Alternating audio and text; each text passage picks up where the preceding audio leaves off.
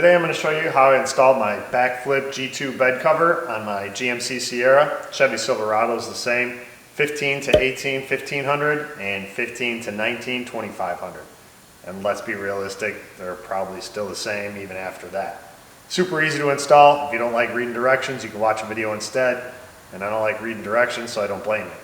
But let's jump into it. So we'll open the box, which is probably the hardest part of this entire install.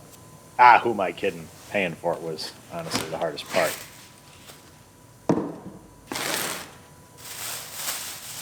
We'll toss all these unnecessary parts off to the side for now. We're looking for one main part. These are our rails for the side. And then we got some foam. I'm not going to need that. There's the prize. That's what I was looking for. In the pile. And we'll grab our bag of hardware and get started. So first we're going to stick our foam across the front.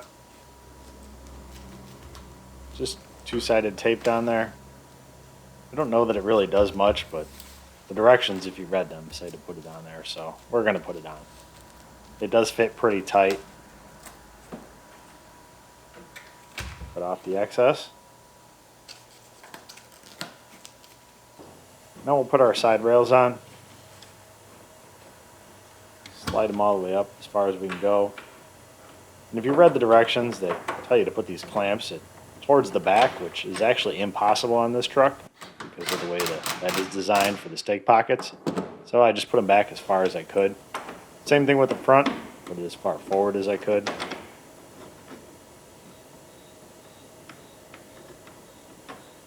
But one tip they don't give you is push down on the rail when you tighten it up. That gives it a nice seal. Tighten it down to manufacturer specs. I believe there were torque specs, but poor Ugga seems to do it. I'll head over the other side and do the exact same thing.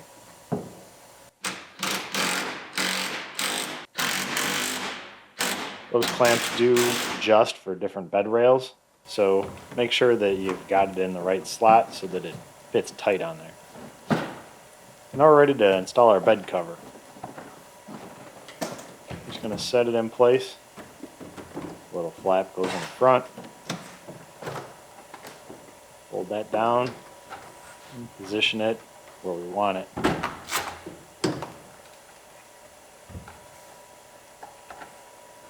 Make sure it's sealing on our little foam that we put on for no reason. That's why you don't read directions. So now we're going to install our little clips. These hold our little ropes there for when the bed cover isn't all the way up against the back window, but one position down. This clips in so that the air doesn't catch it and flip it back, leading to the name BAK Flip, I guess. So there's a couple little barrel nuts that fit through the cover.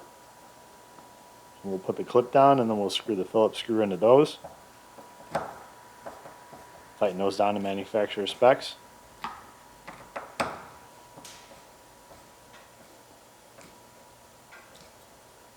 Click. And we'll go over to the other side and do the exact same thing. I guess it would have been an extra $100 for the bed cover had they done this themselves. So I have to do it. So now that our little buckles are all installed, put the cover down.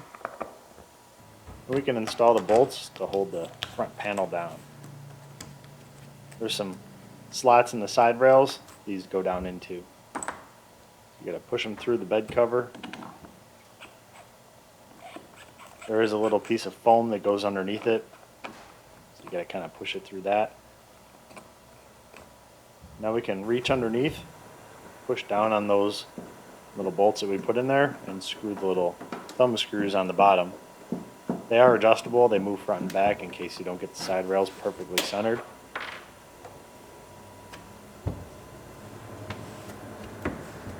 When we're all done, we'll close it, and if we need to move it forward or backward, we can. And then tighten it up wherever you want it to go.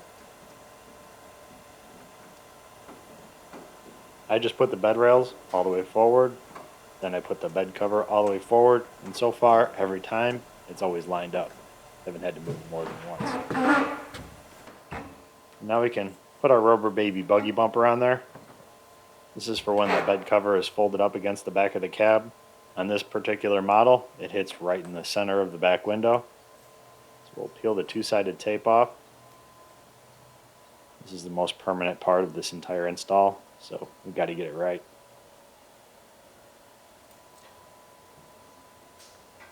Tension's building. So we'll line it up with our center. Stick it on there and make sure that's where it's actually hitting the window.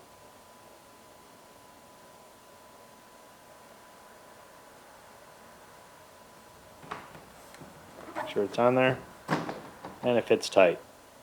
They give us 3 pieces of the rubber baby buggy bumper, so we're going to put it on the outside just in case for some reason somebody throws it up against the back glass. We don't end up with a million-piece puzzle for a back glass. Stick it on there. And we're good. Now we have to install our drain tubes. We'll pop these little covers off the front of our bed. You can use the ones on the side, but I had some hooks on there, some cargo hooks from the factory, so I don't want to take those out. So I just pop these front ones out. The tubes clip into the bottom.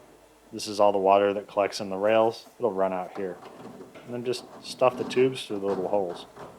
I'm going to make sure that it kind of stays as straight as possible. You don't want a loop in there or water will collect in there. It's not a sink, so we don't want a P-trap or an S-trap or whatever letter you make. Stuff it out there.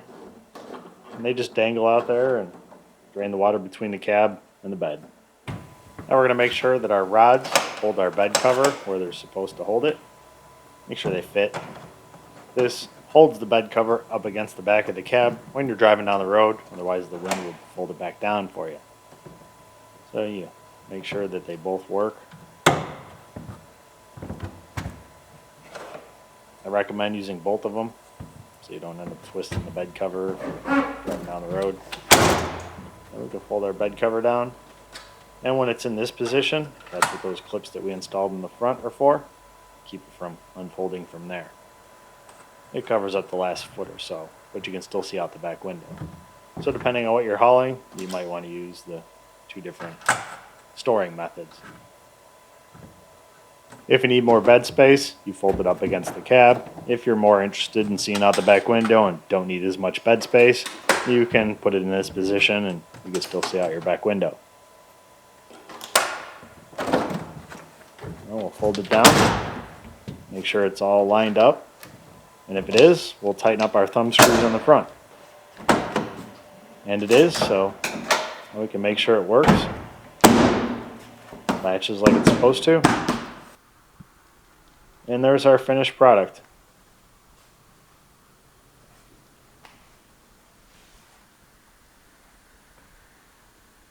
So there you go. It was pretty easy to install. Told you it would be. Now, I recommended this bed cover to this customer. I have one on my truck, and this is the newer style. And I really like the stuff that they fixed on this because I had the old one, and everything I complained about, they took care of. For starters, this back piece on mine, you have to close the cover after the tailgate's closed. Otherwise, the gasket gets wrapped up in there. So this one you can close either way. I like that much better. The other thing was when it's all the way up, the rods that hold it up against the back of the cab, when they're not being used, they're clipped into the side on this one. On mine, they just kind of had little hooks. And after about 3 bumps, they were just dangling in the breeze. They never stayed in there. So I like that much better. I like this part much better. So all my complaints are pretty much gone.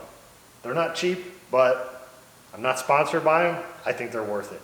I've used some of the other bed covers on other trucks, and they didn't quite do the same thing for me. So this is my favorite. Hopefully our customer likes it, and hopefully you like yours if you're installing it. So thanks for watching, and I'll see you soon.